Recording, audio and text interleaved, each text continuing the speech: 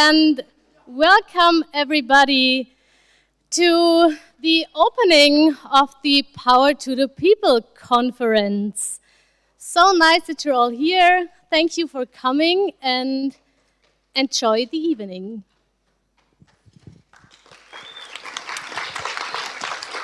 Hallo, auch von mir. Ja, danke Kiwi. Kiwi ist auch Teil des Orga-Teams, genauso wie ich und noch ein paar andere, die sich gleich vorstellen werden. Warum ich gerade auf Deutsch rede, es gibt Dolmetschung, das heißt, alle, die noch keine Kopfhörer drin haben und gerne von Englisch auf Deutsch gedolmetscht haben möchten, bitte an den Eingängen, Mena hier unten, kann sie vorbeibringen, genau, also bitte nochmal melden. So again, welcome everyone. I'm Max. This is Kiwi. We are part of the organizing team and many others. We're going to introduce ourselves in a bit. We just want to give 2 minutes of introduction, how this all came about, why we are here. This, is the starting point of the Power to the People Conference. Und noch eine Sache soll ich zur Dolmetschung sagen. Es gibt dort oben einen On-Knopf. Den könnt ihr den Riegel rüberschieben, dann solltet ihr auch die Übersetzung auf dem Ohr haben. So, I want to continue. So, thanks a lot everyone that you're here. The Power to the People conference is starting. We announced to spark alternatives, and that's what we want to do the next days.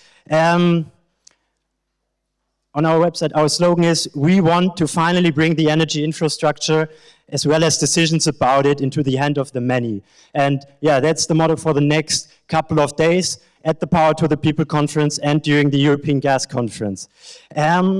We are here because a couple of groups and organizations started a process of thinking about what we can do, not only to protest, but also organize formats of discussions, of exchange, and spaces to connect before the actual European Gas Conference and the lobby event begins. So we started in November, December to sit together with a couple of organizations, people organized in NGOs, self-organized political groups from the different movements.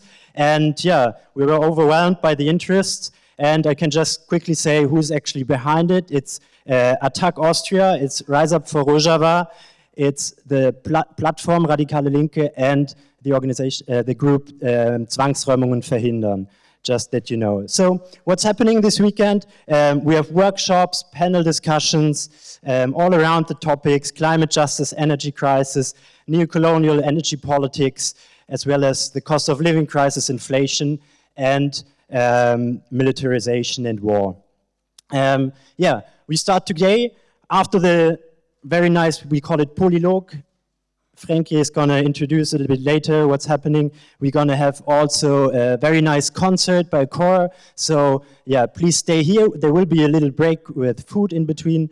And tomorrow morning we start at 9:30. It's going to be here, and we're going to talk about socialization, collectivization, and commoning. Then after this, there are different formats at different places. Hannes from the Orga team is introducing a bit later how the whole format in this decentralized way is going to work. And most of it will happen around the Ippenplatz. It's a public space in the 16th district, not too far from here. So tomorrow we start, as I said, with a panel discussion. There will be a lot of different formats, and we want to kind of finish the day with 2 major panel discussions tomorrow night. One is about feminist struggles in Kurdistan, Iran, and Afghanistan in Brunn Passage at 6 p.m., as well as a parallel session on strategies to fight corporate fossil power. On Sunday, we are very excited about another super interesting panel discussion that's it's going to be organized by Don't Gas Africa and the Black Earth Collective. It's going to be here at 10 a.m. in this room. So make sure you wake up early enough to join this. Again, it will be followed by a lot of different workshops and panel discussions. And at night, we're going to have a closing panel here at 6 p.m. Again. And a very nice movie screening of Spring is Coming and The Loud Spring. You can see some posters already here. So I think that's it from my side.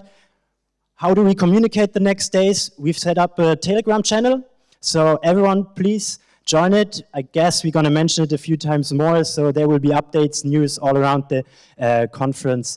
And yeah, that's it from my side. And I hand over to Hannes about the infrastructure.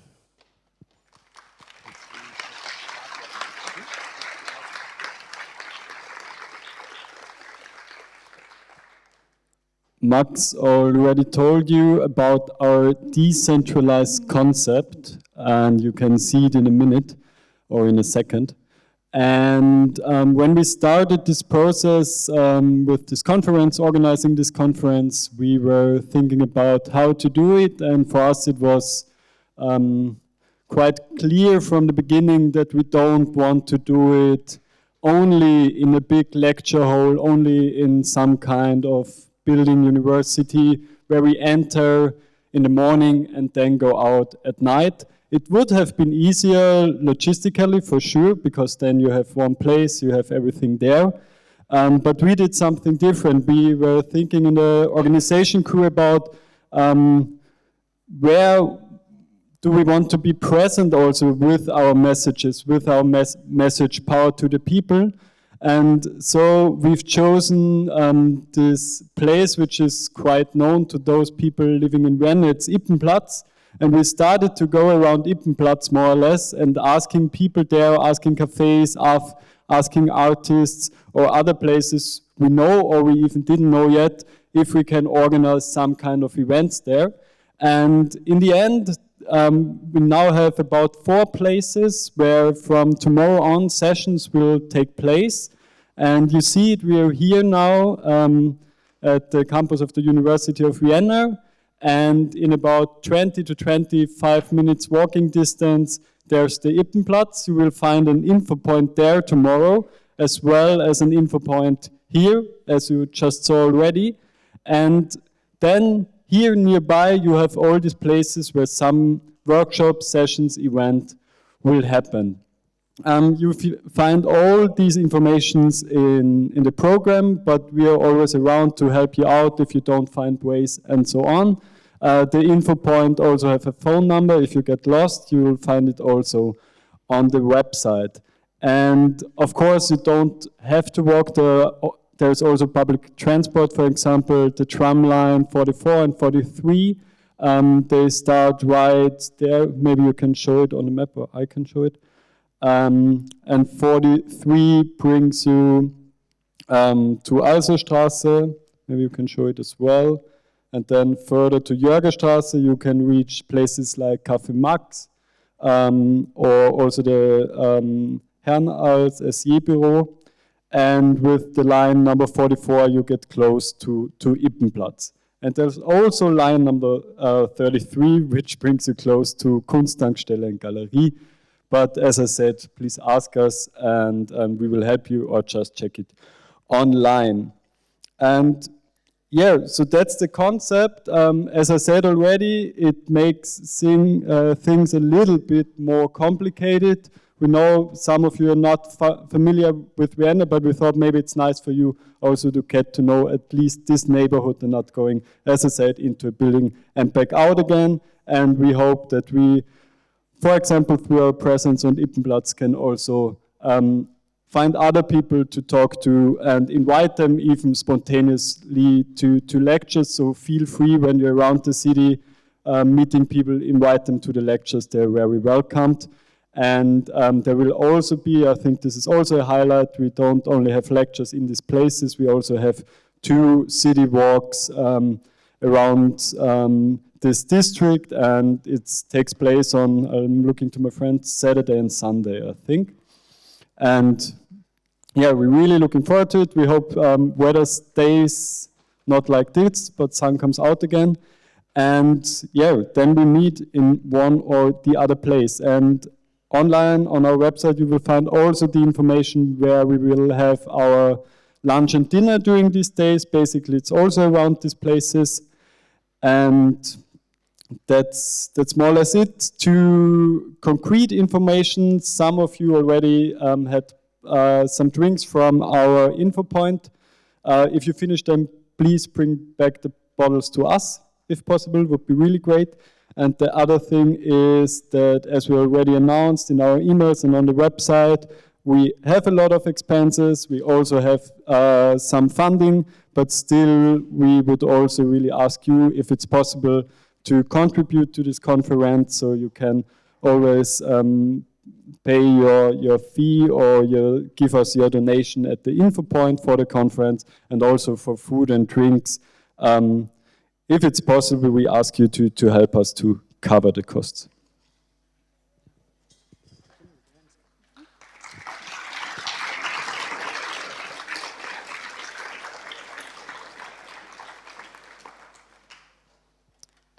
I will say some words due to awareness. We understand awareness as a collective practice and also as a shared responsibility to stand up against discrimination. So I hope that you all help us to support this and to stand up against discrimination. We have an awareness team during the whole conference day, so from now on until Sunday evening. You can recognize them from like red t-shirts, maybe, yeah, so it's like this, but red, thank you. And also with a colored loop on the upper arm. Thanks. We also have awareness rooms, which we can provide if needed. And there is an awareness number, which you can reach on these hours where we need it, where we have the conference. You can see it there, and just reach out to us if there is anything or if there is any discriminational behavior. Yes, you can find all the informations on our homepage. There you can also find the whole awareness concept for the conference days. And you will also find the number there, also on social media. Yes, I think that's it. Thank you.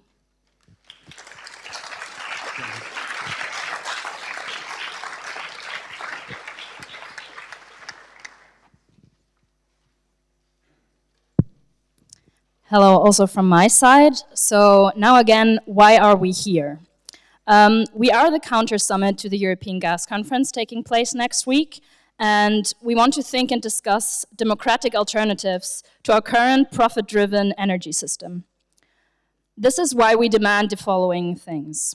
First, a responsible, just, and democratic energy system that prioritizes the needs of people instead of corporate profits, and that the voices of workers and society are heard and are the driving force for EU policies and in new energy projects. We insist on a local, renewable, and just energy system in Europe and beyond. And that no new gas projects within and outside of Europe are implemented, and that no hydrogen will be imported. Furthermore, we demand a complete shutdown of the existing gas infrastructures and the redistribution of the energy industry's profits. Finally, we demand a complete debt cancellation for countries of the Global South, as well as just reparations and the financing of climate justice. But how can we achieve our demands? In a democratic and participatory way. In every workshop in the following days, we will discuss alternatives and strategies to overcome our current system. We ask you, everyone who's participating, to collect the outcomes of your discussions in a living document that will be circulated via the Telegram channel you've already seen. At the Energy Roundtable on Sunday, starting at 4, at the Club International, we will cluster all the outcomes. Come by and participate in the process. We will present the final results on Sunday in the closing plenary. The outcomes we will present there are only the beginning for further discussions and organizing in the coming months. We are looking forward to great ideas and inspiring conversations. Thank you.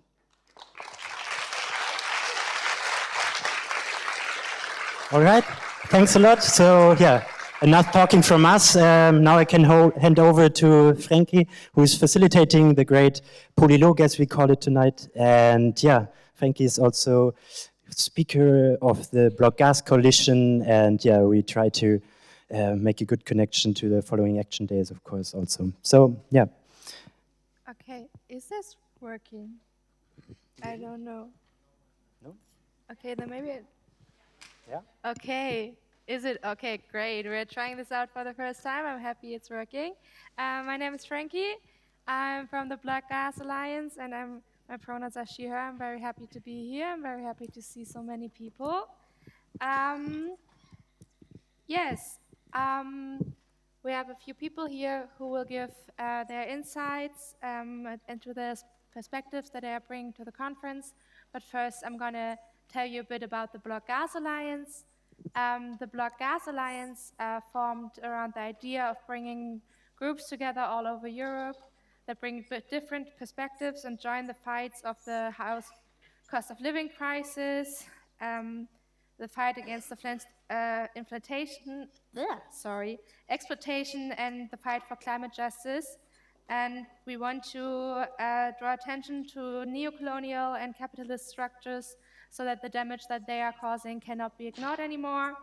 And we collected the different perspectives, and we are going to bring them to the streets. I hope you have heard of it, but there are going to be action days following the conference. So keep a lookout for that. And if you want further information, you can check out our website at blockgas.org. Yes, that's it. Yes, we can change that. I'm fine. Is this good? Okay. Yes, that's it for me.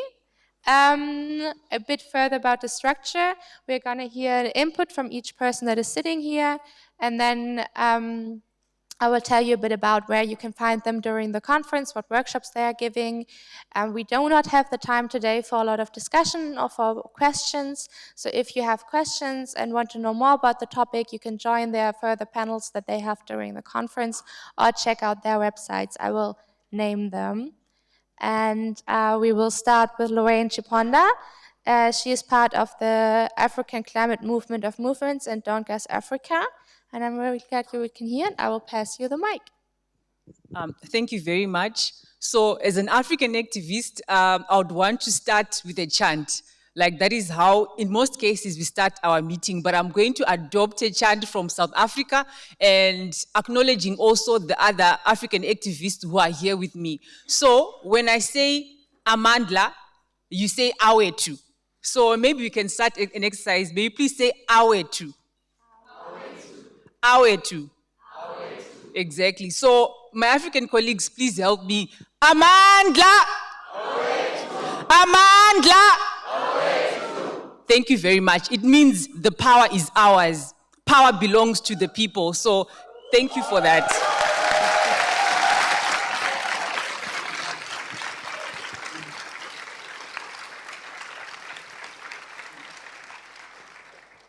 So the Don't Gas Africa is a collective campaign or a gas movement which represents multiple voices of resistance across Africa of people that are pushing back on the dash for gas in Africa.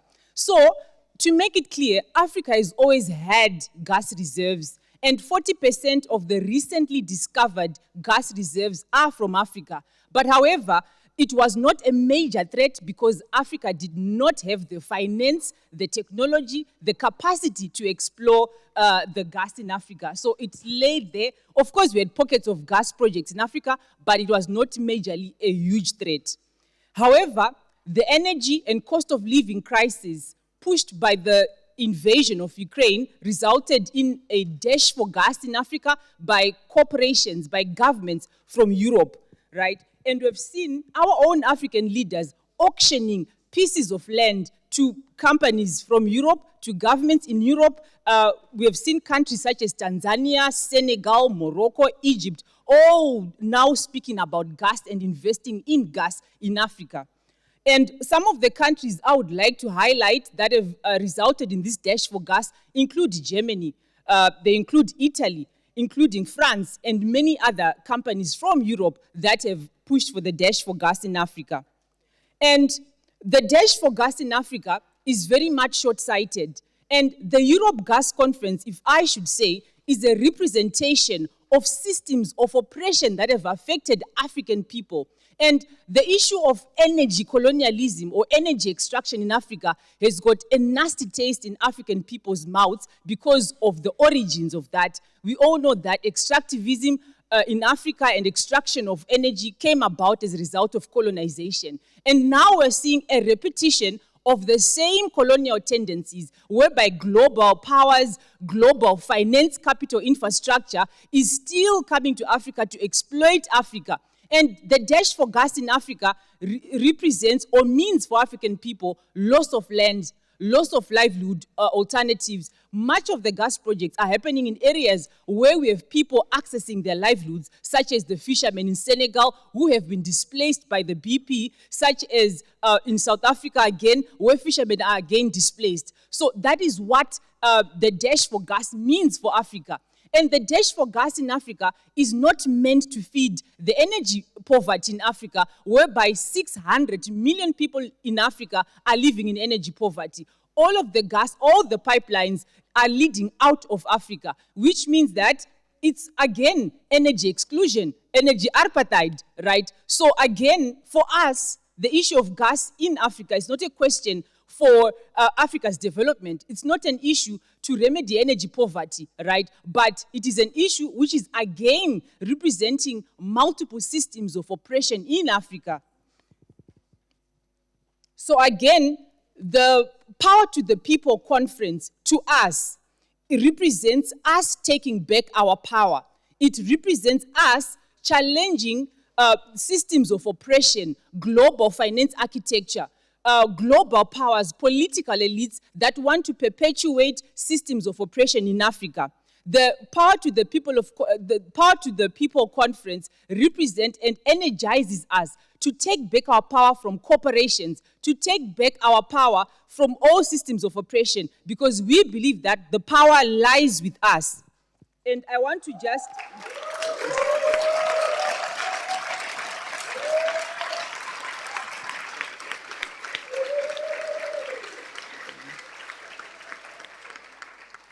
And just to end on this note that as African civil society groups, as African communities, as African people, we are here to challenge the Europe Gas Conference. We want to build an alternative future for Africa, and also even to disrupt the current energy systems as they exist. Because when you talk about a transition away from fossil fuels, we're not just talking about moving away from fossil fuels to renewable energy. It's not as simple as that for African people. When you talk about a transition, we're talking about revamping, turning the tables, changing the systems as they exist, as they are. And these systems include changing the global finance infrastructure.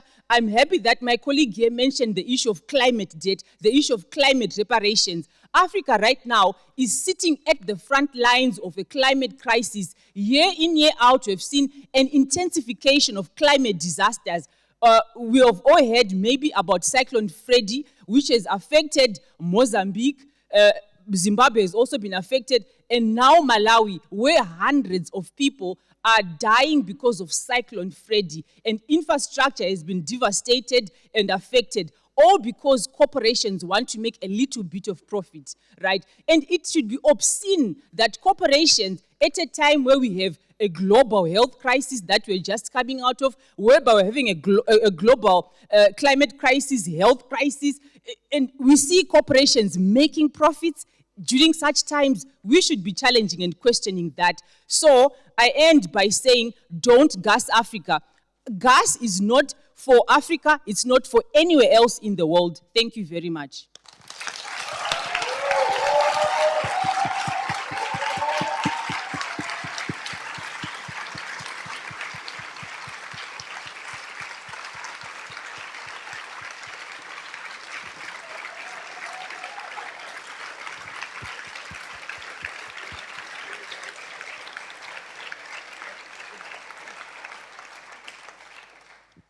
Thank you so much. If you want to hear more about this and about the perspective that Lorraine is bringing to the conference and that Don't Gas Africa is bringing to the conference, so tomorrow at 11:30, it has been said, there's a sorry, I forgot the word. There will be a presentation, there will be a panel on Dash for Gas in Africa, Where Are We Now? And also on Sunday at 10, they will be joined by Black Earth Collective and give an input about Europe's neo-colonial gas grab, not here, not anywhere. And if you want further information about Don't Gas Africa, they have a website and Insta and Twitter, so do check that out. And now we're gonna hear from Elif Kaya from the Genealogy Center, and I will pass the mic.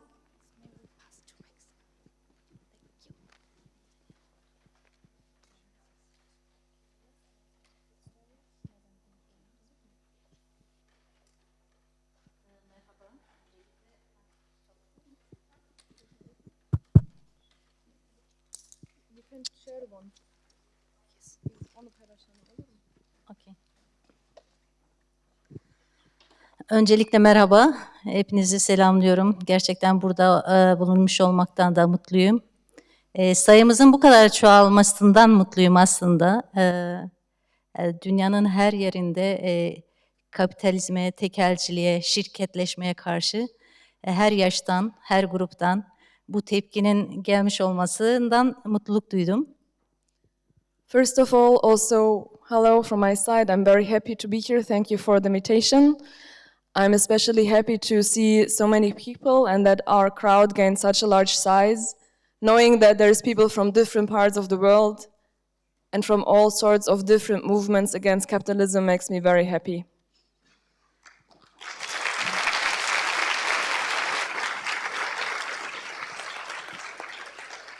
Şimdi gaz şirketlerinden bahsediyoruz ama aslında kapitalizmin, kolonyalizm aslında bir bütün olarak bizi böyle şeye mahkum eden, yalnızlığa mahkum eden, böyle çaresizliğe mahkum eden sistemin kaynağında onlar var.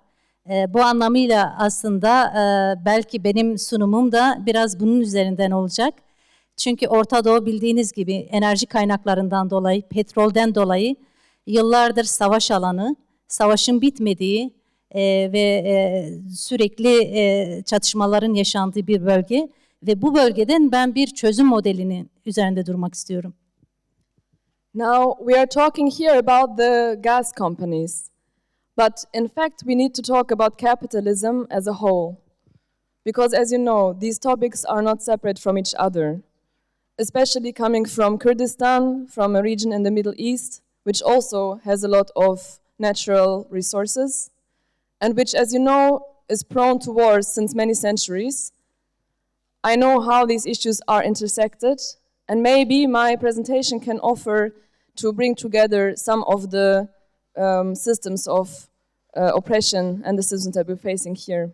Also, I want to present the model that we developed and offer a solution for you as well. Kürdistan ülkesinden ne zaman haberdar oldunuz bilmiyorum ama Kürdistan'da sömürgeciliğin tarihi çok eski. Son 100 yıl özellikle 4 parçaya bölünen bir ülke. Hatta sömürgeci bile diyemeyeceğimiz, sömürgenin sömürgesi konumunda olan bir ülke.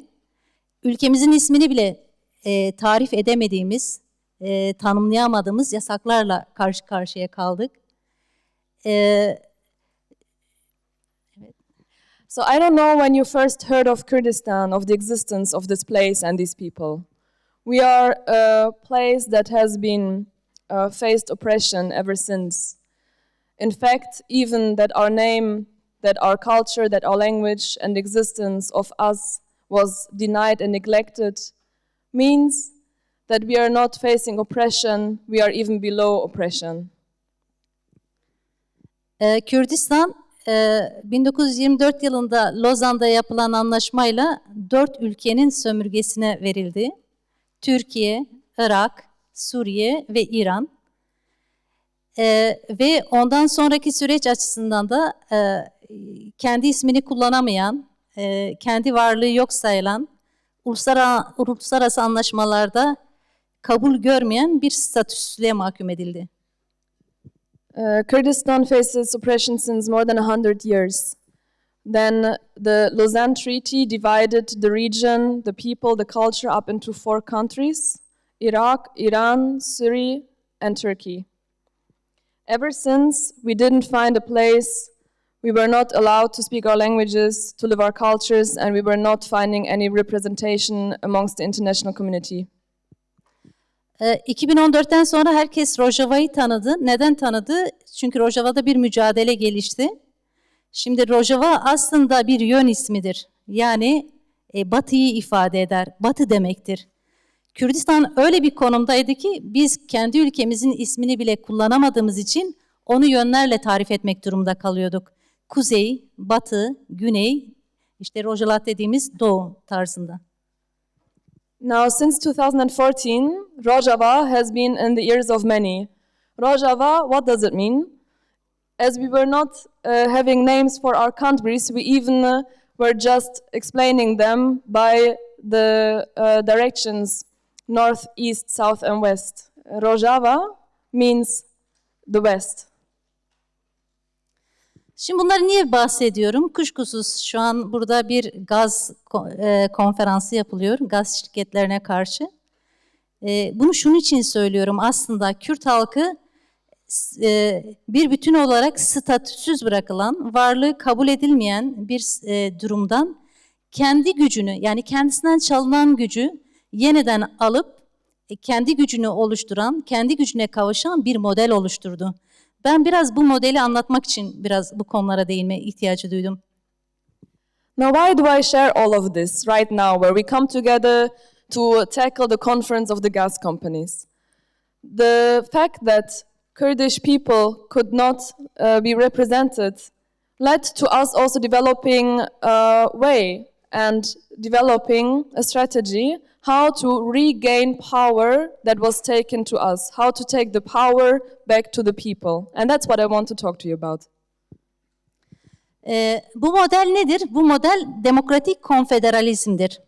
Yani halktan çalınan gücün tekrar halkın kazanabileceği modeli Kürt halkı 50 yıla varan mücadelesiyle birlikte bunu bu tarzı tanımladı.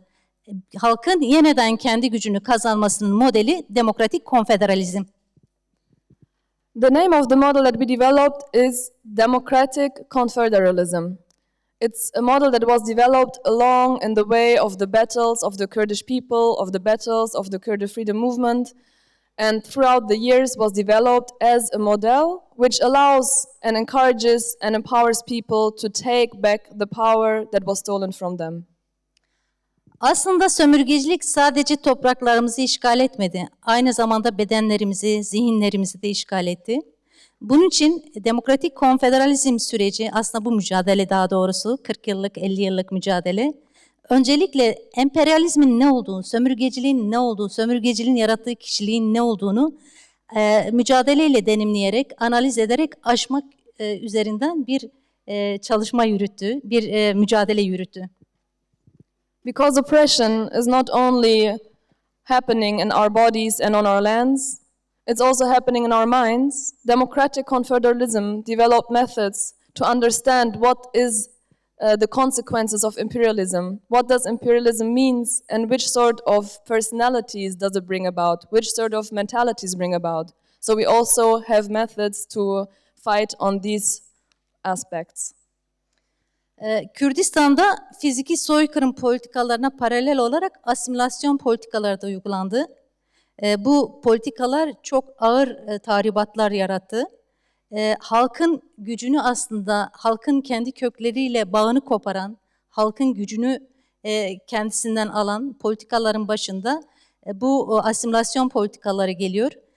Fiziki kırımlarla birlikte asimilasyon politikaları da uygulandı. The oppression that Kurdish people faced was not only massacres, murderers, and wars. It was also assimilation through cutting the boundaries that people have to what gives them strength and through cutting boundaries of the roots of society. Halkın geleneksel yani halk biraz da geleneksel örgütlenmelerinden de olsa gücünü alıyordu. Bu örgütlenmeler dağıtıldı. Kendine ait değerleri değersiz kılındı, itibarsızlaştırıldı, geriymiş gibi tabir edildi. Ve bir anlamda asimilasyon politikasının yaratmak istediği şey insanların olduğu gibi değil de farklı biriymiş gibi sömürgeciliğe benzeyen insan tipleri oluşturmaya çalıştı.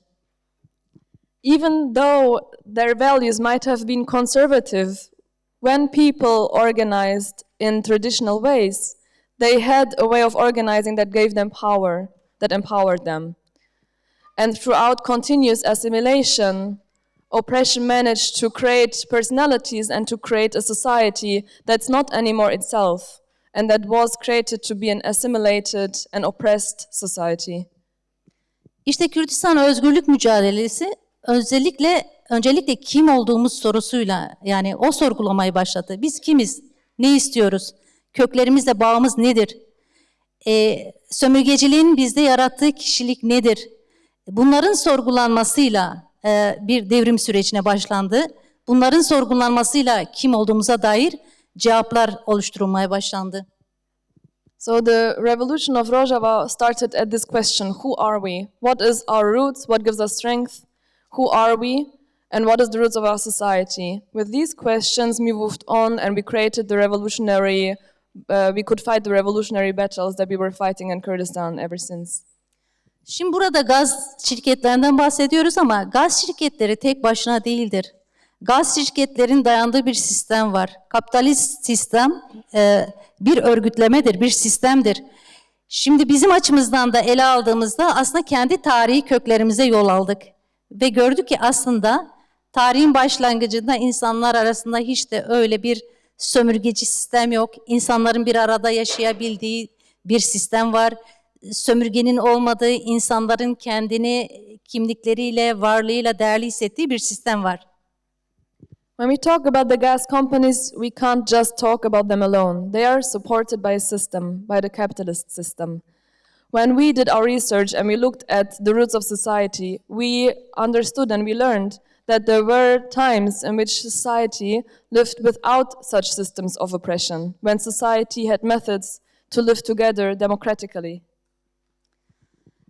50 yıllık mücadelenin sonucunda konfederalist sistem öyle bir şey oluşturdu ki işte şu an Rojava'da Kürtler, Araplar, Ezidiler, Çerkezler, Sünnisi, Alevisi, yani inanç olarak da farklı inançların bir arada yaşadığı, yine kadınların, gençlerin özgün örgütlemelerini oluşturduğu bir sistem var. İktidarın aşılmaya çalışıldığı, insanın insana hükmetmeye çalıştığı sistemlerin aşılmaya çalıştığı bir sistemi ifade ediyor konfederal sistem. And the democratic confederalist system that was built in Rojava connects to this vision. And it's a system where people live together of different cultures, of different beliefs, of different genders, live together democratically, and a system which questions and breaks up power and hierarchy.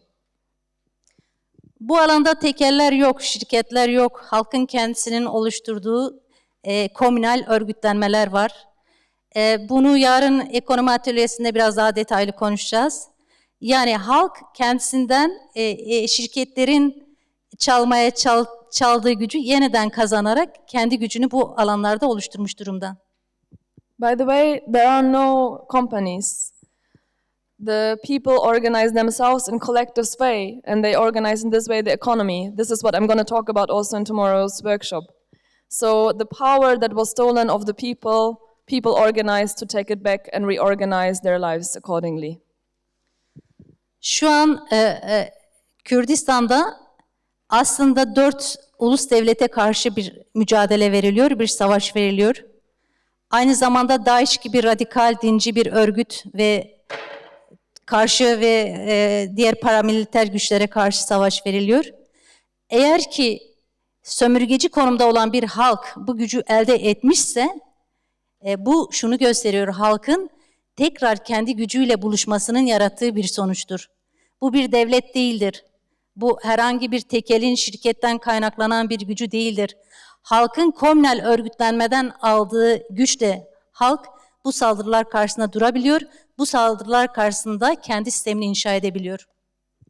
Now, the Kurdish people are facing wars from all four countries. Not only from the countries and their states and their armies, but also from the mercenaries of Islamists and other religious fundamentalists in the region.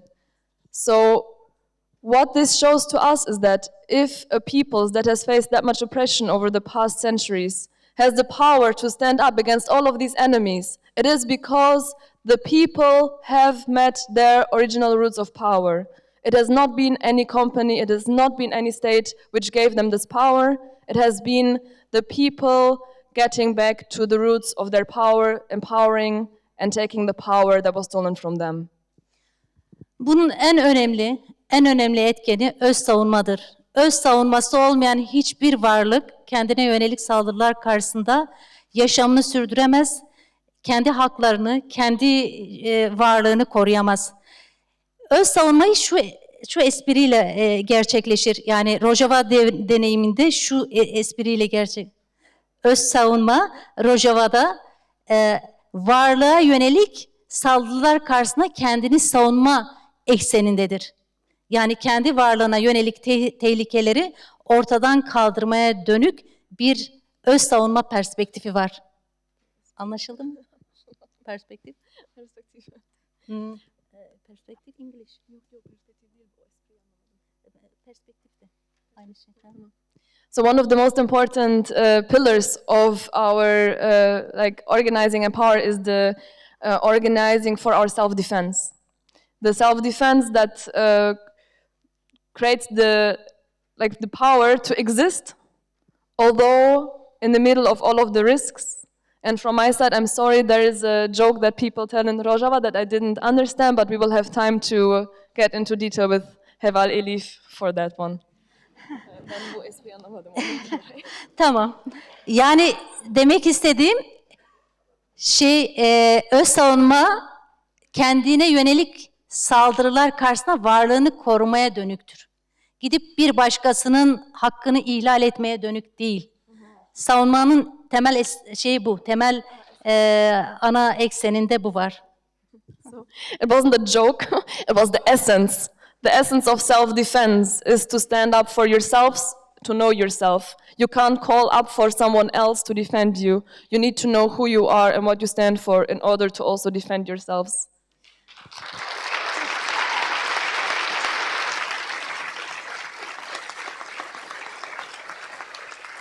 Yani öz savunma bizde yaşamla eşdeğerdir. Yaşamın korunması öz savunmayla mümkündür. And self-defense is for us the same as life. To defend life means to be in self-defense. Yine en temel maddelerden biri, yarınki atölyede biraz daha geniş konuşuruz bunu, ekolojidir. Yani bu ekonominin örgütlendirilmesinden tutalım, nüfusa kadar, demografyaya kadar bu temel üzerinden örgütlendirilir. Ekoloji aslında içinde yaşadığımız dünyayla bizim aramızda ki dengeyi ifade ediyor. Yani bizim yaşadığımız evdir, yaşadığımız ortamdır. Bu ortamda sağlıklı bir bağ kurulduğunda ancak demokratik bir topluluktan, demokratik bir yaşamdan, özgür bir yaşamdan bahsedebiliriz. And the essence of life is the ecology. Now, ecology often is understood as something in numbers, but we understand ecology as the life surrounding us, as the place where we live. And only if we understand the place in which we live and also defend this place, we can say that we are living in democratic societies. Şirketlerin olduğu yerde yaşam tehdit altındadır, doğamız da tehdit altındadır. Ekolojik krizlerin kaynağında bu vardır. Bu yüzden şirketlerin olmadığı, toplumun komünal eksende kendini örgütlediği bir sistem öngörülüyor. Wherever there are companies, there is a threat to life and there is a threat to ecological systems. This is why we foresee organizing in democratic societies in places where there are no companies, where we organize ourselves economically and ecologically. Tabii her şeyden önce kadın özgürlükçüdür. Neden kadın özgürlükçüdür? Çünkü en eski sömürge, ilk köle kadındır. Kadının özgürleşmesiyle başlayan bir toplumsal sistemde toplum ancak özgürleşebilir. Bu perspektifle, bu yaklaşımla mücadele yürütüyor ve kadın devriminin Rojava'da gelişmesi de bu perspektifin sonucudur. We see the oppression of women as the root, as the oldest, and as the most essential oppression of human systems. This is why any society that aims to live freely needs to embrace the freedom of women. And this is why also the revolution in Rojava was possible, because the movement took as an essence the liberation of women, the women's liberation movement, as an essence for the liberation of the whole society. The outcome of what you could see in also the struggles of women in Rojava. Yani şirketlerin yaşamımızı bu kadar talan etmesinin önünü engellemenin en önemli yolu her alandaki sömürgeciliği ortadan kaldırmakla mümkündür. Kadının, ataerkil sistemin kadın üzerinde, zenginin varlığın fakir üstünde, egemen halkların ezilen halklar üzerinde, insanın doğa üzerindeki sömürüye son verdiğimiz oranda biz bu şirketleri etkisizleştirebiliriz. Bu şirketin yaşamımızdaki yarattığı tahribatların önünü alabiliriz. We see that you can combat oppression always at its hardest oppressed place. So patriarchy through women liberation. The economic oppression through class struggle and the struggle against of poor people. Like to look at the places where oppression hits hardest in order to find there the methods to liberate the whole of society. That's how we approach the struggles. Rojava devrimi demokratik konfederalizmle sosyalizme yeni bir açılım yapıyor, yeni bir soluk veriyor, yeni bir tanımlama getiriyor. O başarılar diliyorum herkese. Son sözümü böyle söyleyeyim. The revolution in Rojava and the perspectives it built re-evaluate a lot of our known socialist, anti-capitalist, ecologist, and feminist struggles. So I want to close with these words and open up this perspective to share also in the next days that we offer a new perspective on all of those struggles.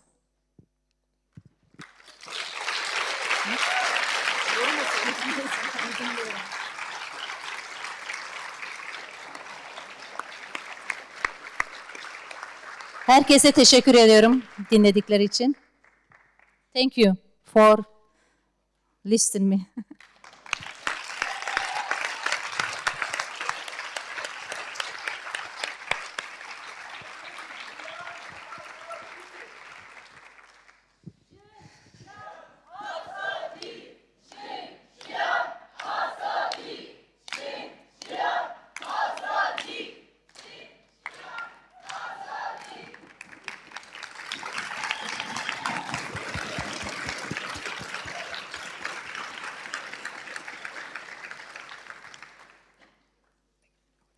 Thank you so much. That was a really great, thank you for talking.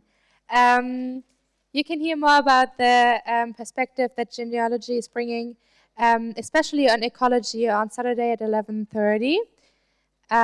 They will have a panel on that. And also they will be joining the Jinjian Azadi Feminist Struggles in Iran, Kurdistan and Afghanistan panel, which will be at Saturday at 6 p.m. with a few more people. Yes, so we will go over to the next person, which is Joe Davis from Don't Pay UK. Hello. Okay, is this working? Yeah, okay, great. Nice. Hello there. So I'm Joe from London, Don't Pay UK. As every good British idea begins, Don't Pay UK started with a group of friends in a pub. That was serious. We got together as a grassroots campaign because we noticed that after April 2021, when a price cap was set initially, that energy prices started to increase. Now, personally, I saw over £1,000 worth of savings go down the drain towards heating bills and a cost of living crisis that I'm sure that we're all feeling at the moment. We found that this wasn't fair, and it disproportionately affected those who are most vulnerable in society, including the elderly, people with disabilities, including neurodivergence, and also single-parent households. So, we got together as a group to try and get as many people as we can to do a mass non-payment campaign. Now, this is not something that doesn't have history in Britain, and certainly is not something that doesn't have history in other countries around the world as well. In Britain, in the 1980s, there was a rather lovely woman named Margaret Thatcher who decided that the best thing to do for our country and the union itself was to sell off all of the energy companies to private ownership. And over the decades afterwards, it only meant that prices increased, even though competition was supposed to keep them low. A classic capitalist lie. So, we took some of the lessons from what were called the poll tax riots in the UK, where 4 million people agreed to not pay a tax that was equal across all peoples, which sounds like a good idea, until you realize that it affected the rich and the poor equally. Equal does not always mean good. Sometimes you actually want egalitarianism. We managed to get, so far, 260,000 people to sign up to voluntarily cancel their direct debits. Now, direct debits, for those who don't know, is one of the best ways for companies to keep that revenue flowing, because it means they have a guaranteed source of income every single month. 1 million people paying £100 a month is 100 million that they can tell future investors that they are guaranteed to get every single month. Instead, we asked people to stop paying altogether so that we could try and meet our 3 main goals. Number 1, to reverse the price cap back to the April 2021 levels. Now, this energy price cap is not necessarily a price cap on how much you're going to spend for a year. It's how much you will spend on a kilowatt hour itself, which, not particularly expensive, but considering that people have entire homes to heat, well, that racks up. The second was to make sure that prepayment meters were no longer being installed. Now, I'm not sure if this is something that Austria has. I'm not sure if it's something that other countries have. But in the UK, if you are really down on your luck when it comes to energy bills, you will be fitted with a prepayment meter. I've had one of these myself in the past when I was a student and hanging on every bit of money that I could get from the government. And it involves you putting a card or a USB-style stick into a box with some money on it, and if that money runs out in the middle of a shower on a Sunday, you don't have hot water. It can get worse, because if you run out of the emergency credit on that prepayment meter, you don't just lack electricity, but you will lack power to your entire home. If you are trying to cook food for your children, they will have to eat something cold.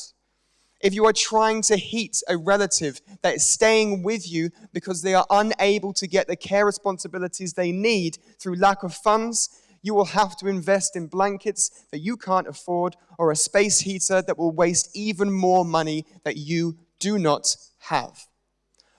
It is also the most expensive way to pay for energy in the UK. It costs more money for someone on a prepayment meter to heat noodles than it will for someone with millions and millions of pounds worth of assets to heat their private swimming pool. The third and final point that we were trying to make sure happened was that nobody should be forced to choose between heating and eating, a phrase that we never thought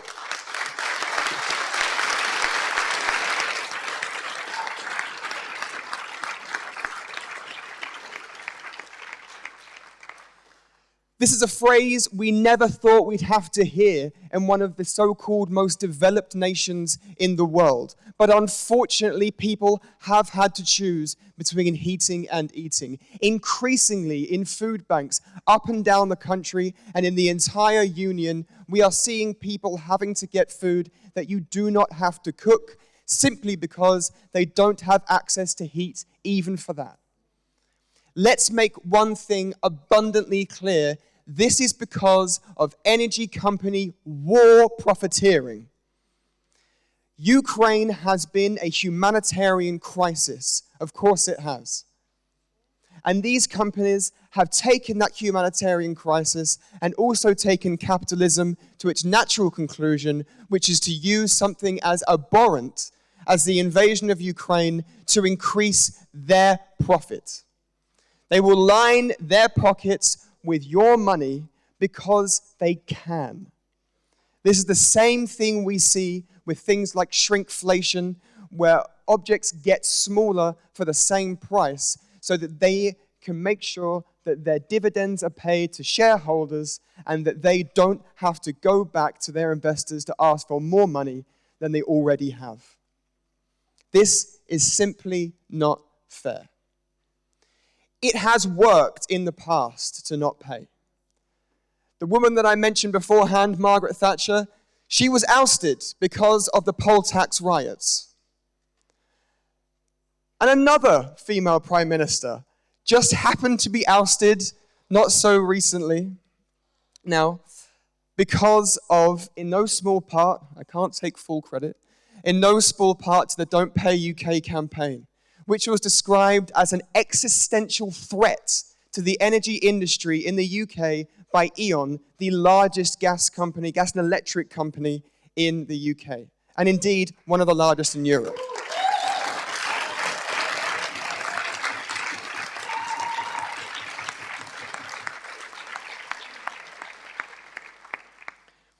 Because of this, our Chancellor, Kwasi Kwarteng, was forced to U-turn, as well as Liz Truss, and Liz Truss did lose in a race against the lettuce, which we were all watching with great joy. So, where do we go from here? Spring is sprung, which does mean that trying to mobilize people on feeling cold gets a little bit more tricky. However, some of you may not know that energy companies, they stock up on money during the winter because you have to pay more by definition. That money is credit in your account. That money is credit in everyone in the UK's accounts. And that money can be taken back legally, fairly, and is absolutely your right to do so. The newest movement from the Don't Pay UK campaign is to try and claim back that credit to further force these companies to go to the government again and again to ask for help. That's not to say that this campaign hasn't been fraught with difficulties.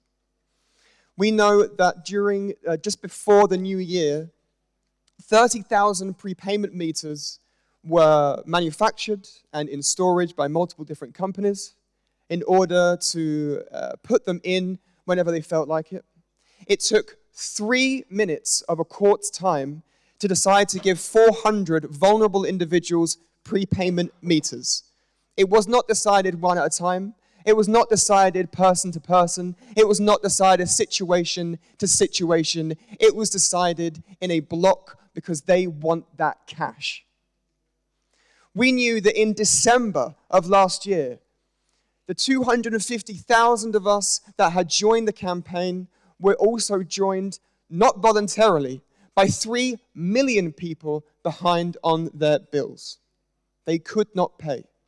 It is not a case of I don't want to pay for these people. It is a case of I have no option not to. And they are being punished for it. This is simply not right. There are movements across the globe for mass non-payment, as there have been for many years. And there are movements across the globe to take back that control. So finally, I say to you, the power is in your hands. Whether it is electricity, gas, or your own freedom, power to the people have the power.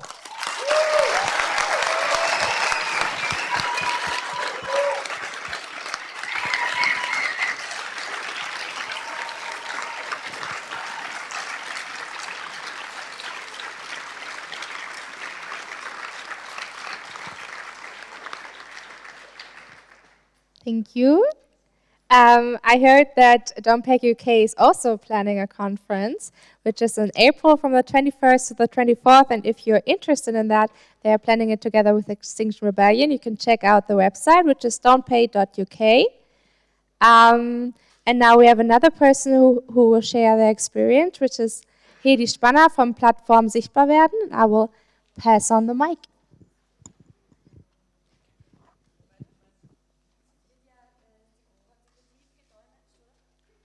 Ja, irgendwer musst du da, ja. Okay.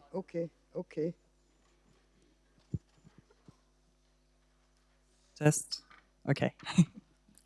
Geht's? Geht los. Mein Name ist Hedwig Doris und ich war obdachlos. In den letzten Jahren bin ich als Obdachlosenaktivistin ehrenamtlich unterwegs.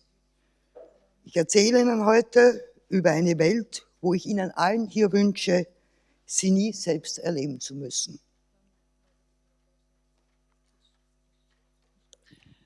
My name is Hedwig Doris.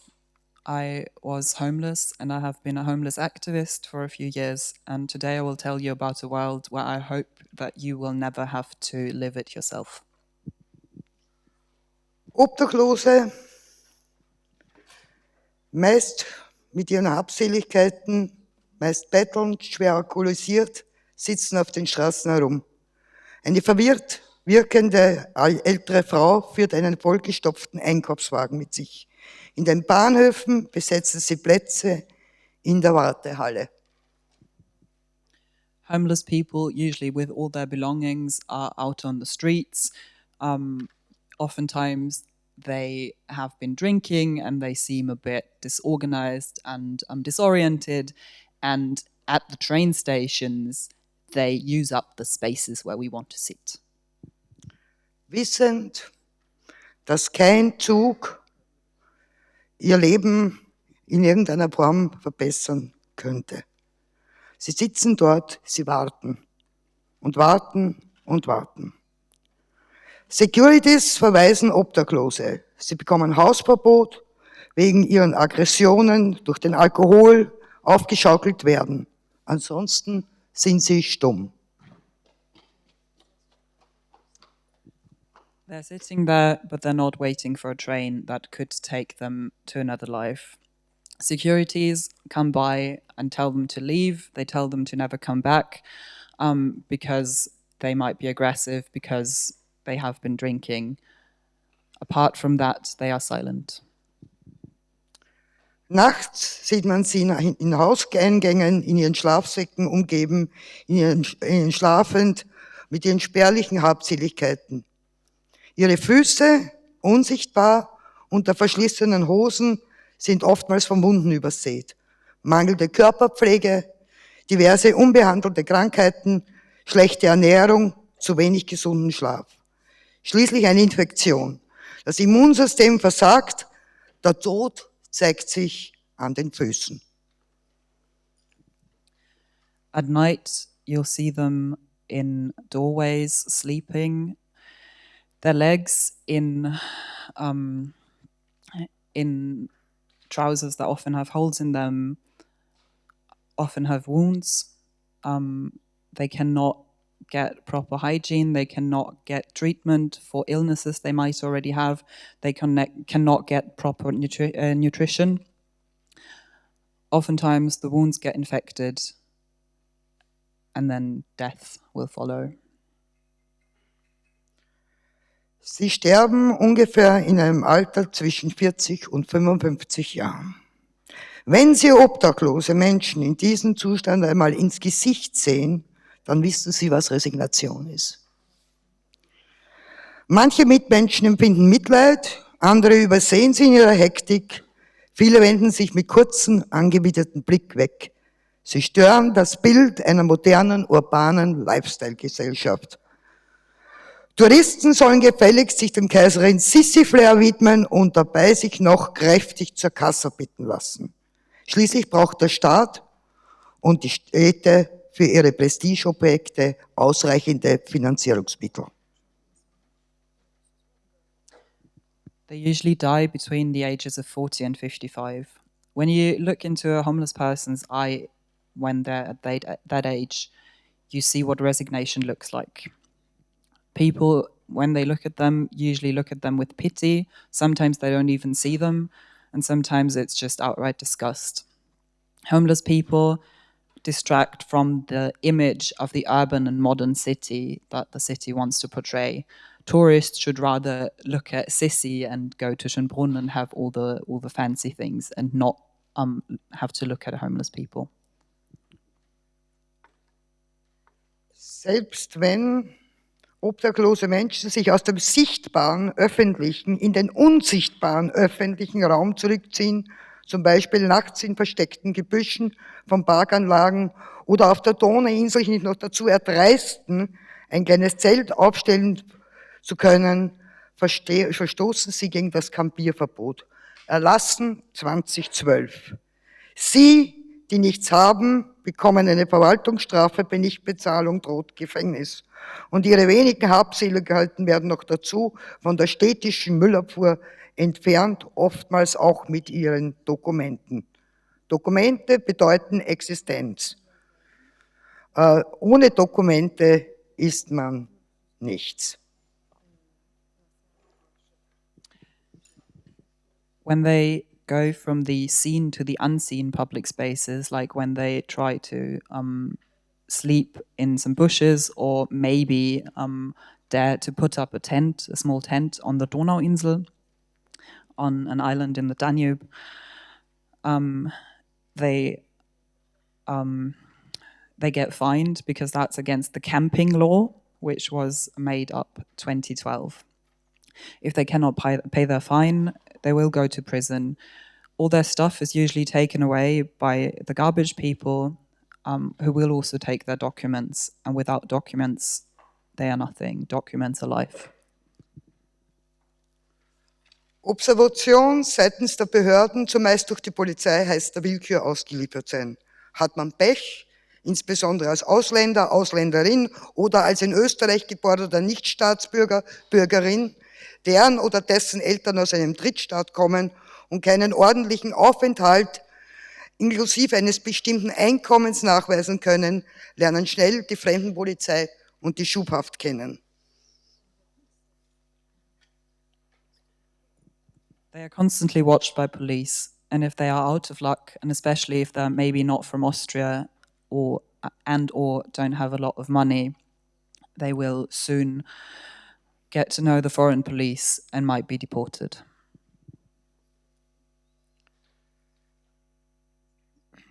Selbst EU-Bürgerinnen sind davon betroffen. Sie dürfen zwar laut EU-Recht wieder einreisen, aber Sprachbarrieren, mangelnde Berufsqualifikationen hindern sie an einer Integration und so beginnt dieses Teufelsspiel von vorne. Die Folge dieser Kette der Aussichtslosigkeit ist die Flucht in die Verdrängung. Ihr Mittel, der Alkohol und/oder Drogen. Manche von ihnen werden schlichtweg verrückt. Ich bezeichne ihr Abgleiten als Anderswelt, denn unsere Welt will sie nicht mehr. Even if they are EU civilians and they have the right to come back, the language barriers will usually keep them from being able to integrate themselves into society at all. and the circle starts anew. So oftentimes they turn to alcohol or drugs, and some of them just go crazy. I call their world the other world because our world doesn't want them anymore.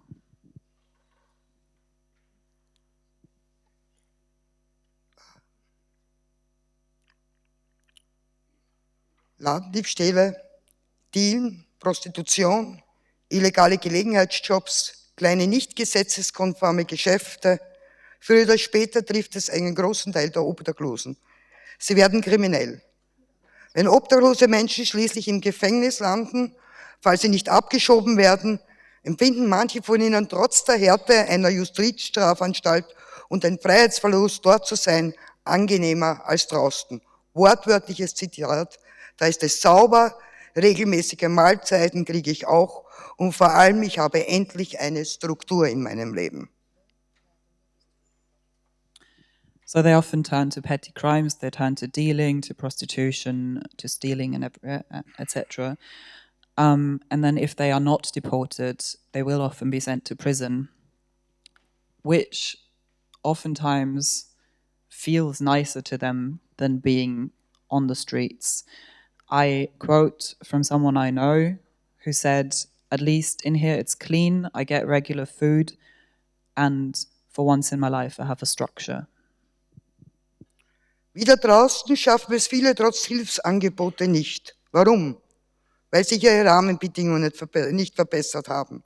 Sie ihr Milieu nicht wechseln können, kaum Arbeit finden und wenn, dann schlecht bezahlte bei Leihfirmen, wo sie dann für 6 Monate einen geförderten Arbeitsplatz haben, der nach der Ablauf der Frist nicht verlängert wird. Auf und ab, wie auf einer Hochschaumbahn. Man bewegt sich, aber es verändert sich nichts. Man ist dabei einsam, sehr einsam. When they're back on the outside, when they're back outside of prison, oftentimes they don't make it, even though there might be people who offer them help. But there's no real change. Usually when they get offered a job, it's a bad job that only works for 6 months, and then afterwards they are out of a job again, and they can also not really go somewhere else, meet some new people. So like this, it just goes up and down like a seesaw, and there's no real change.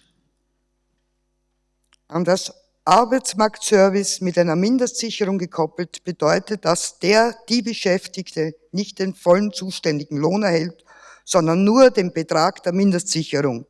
Ausbeutung unter staatlicher Aufsicht.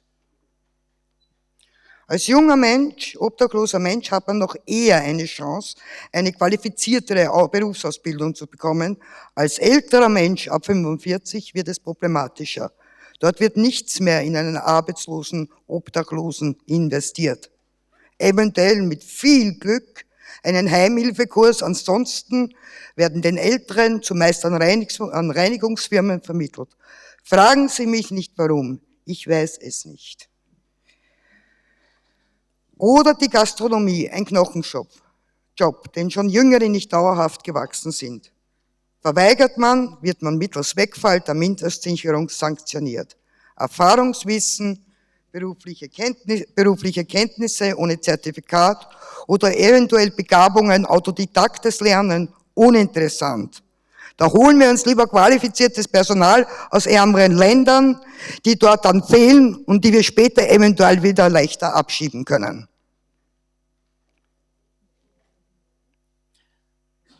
One moment. Okay. If they're with the AMS, the job service in Austria, they will only get paid minimum security payments. They are exploited by the state. If homeless people are still young, they might be able to get a qualified or a qualifying class to learn something actually. But when you're over 45, no money will be invested in you if you're homeless. They might get you a job in caring for sick people, they might get you a job in cleaning, or working as a server in a restaurant, which is back-breaking labor.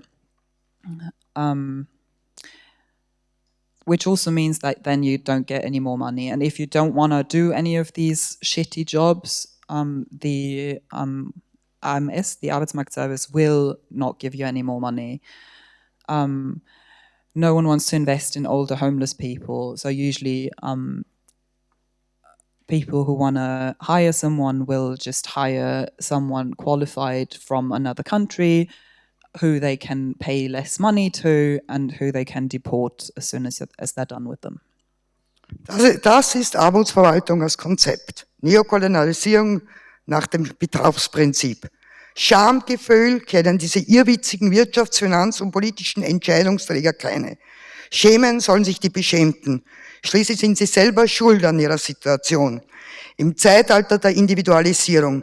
Eine Kultur des Versagens ist unerwünscht, wäre es doch ein Eingeständnis der eigenen Unzulänglichkeit.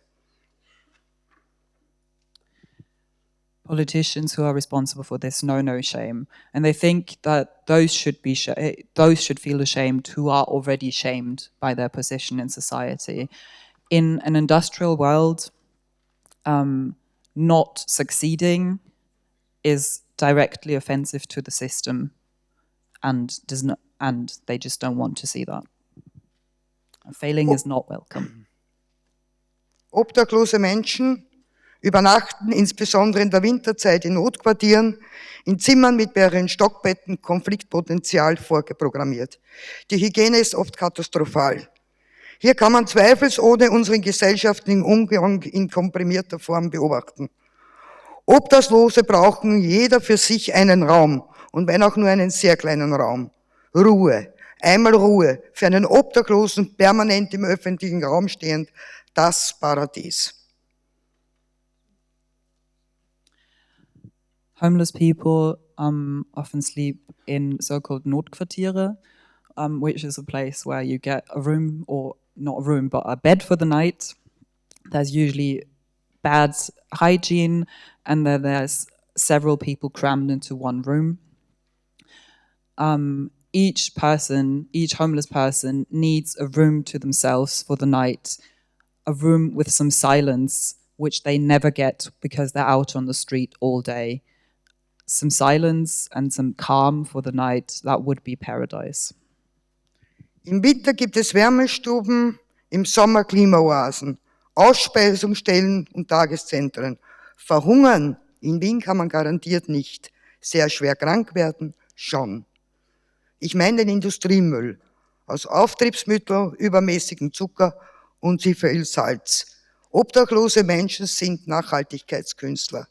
Sie essen das, was normalerweise weggeworfen wird. Was normalerweise in der Größe einer Stadt wie Graz nach wie vor in Wien verbrannt wird. Die Frauen. In der Obdachlosigkeit sind sie unsichtbarer. Man findet sie in Gewaltbeziehungen, als Couchsurferinnen, in der Prostitution. Bei Männern sieht man eher darüber hinweg, aber eine Frau hat nett, adrett, sauber zu sein. Klischeevorstellungen. Stets eines sexuellen Übergriffes ausgesetzt, sind sie potenzielle Opfer für Sexualmorde. Ist besser. Women, homeless women, are often unseen. They might be in a violent relationship, they might be couch surfers, they might be sex workers. Women do not get the right to be homeless. They always need to be pretty, they always need to seem like they got their shit together, like they're clean, which makes them potential victims for violent relationships and for murders. 2018 wurde eine Frau, weil sie sich prostituieren musste, brutalst von einem Sexualtäter hier in Österreich getötet, zerstückelt und in den Neusiedler See in Müllsäcken wie Abfall entsorgt. Warum ist das so? Im Übrigen, sie war 30 Jahre alt. Ich denke mir, reiche Menschen brauchen arme Menschen und diese werden untereinander ausgespielt, um in Ruhe ihren Geschäften der Umweltzerstörung nachgehen zu können. Darum brauchen wir sie, die Armen, die Unterdrückten.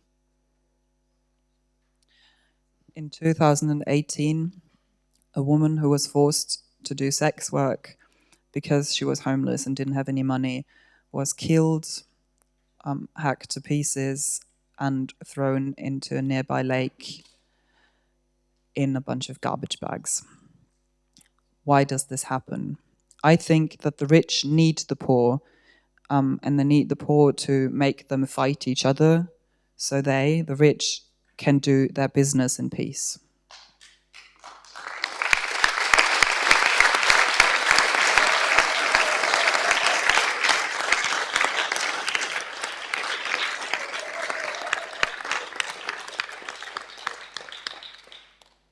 Jede dritte Person in Wien starb 2022 den Hitzetod.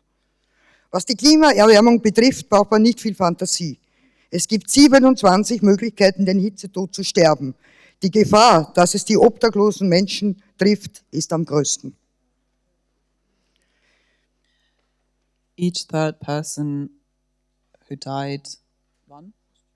Jede dritte Person im 2022. Each third person in Vienna who died in 2022 died of heat death. Died of death related to heat. There are 27 different ways of dying because of heat, and the chances that it's going to be a homeless person are very, very high. Und jetzt persönliche Worte. Ich bin im Winter meines Lebens angekommen. Ich bin die Vergangenheit. Sie hier in der Gegenwart die Zukunft. Ich möchte Sie um eines bitten. Und das ist mir einer der größten Anliegen meines Lebens. Ich habe mich mein Leben lang engagiert. Wenn die Gesellschaft auseinanderdividiert ist, wenn sie in Gruppen eingeteilt wird, diese gegeneinander ausgespielt werden, wenn die Umweltzerstörung, die Profitgier weiterhin so anhält, dann gehen wir in eine Situation, wo ich fürchte, dass die Demokratie verloren geht. Armut frisst Demokratie. Passen Sie mir bitte auf unsere Demokratie auf. Und bitte passen Sie mir und achten Sie auf die Biodiversität. Ohne beiden sind wir alle nichts. Danke.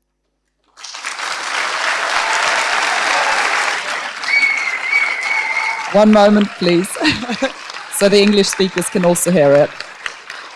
Guys.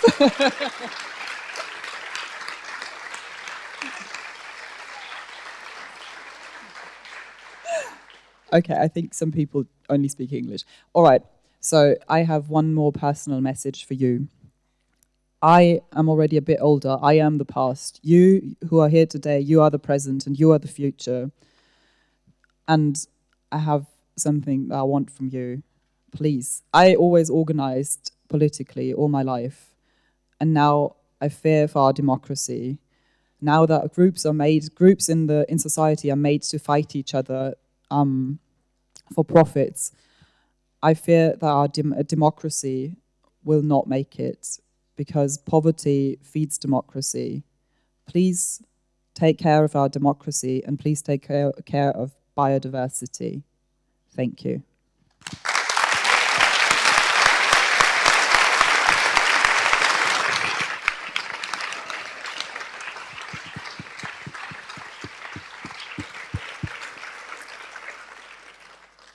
Thank you so much. And thank you guys for listening. I hope you're excited for the weekend. This was just a short beginning of a lot to come. Yes, just 2 more organizational points from me, and then we will hear from Max again. Dinner should be ready soon, or is ready right now. Depends on how it's working. And there will be a concert after dinner. It's a choir concert, so we would really like to see you all again. Thank you.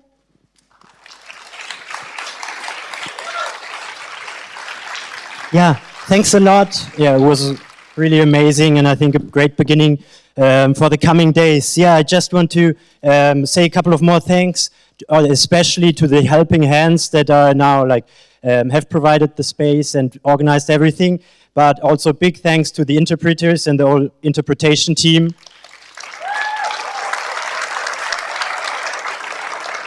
Yeah, it was amazing. Thanks, Niki, Ron, Mena, and especially also Anne for like interpreting today. They are also looking for more people, maybe some support for the coming days. Whoever feels comfortable to interpret from German to English or English to German, you're very welcome to join. And also, also our kitchen collective, the Küfer crew, is also looking for some more support because we want to provide food for everyone during the next days. And it would be great if you can join them. Come to the info point. There we have different shifts for the helping hands. So big thanks to the crew that will provide food. It will be ready in it will arrive in like 20 minutes. So you still got some time to rest, get some fresh air, and then there will be food to get ready for the concert later. So I would say we are almost done with the Polylogue for tonight. Thanks so much to all the speakers. And I would say let's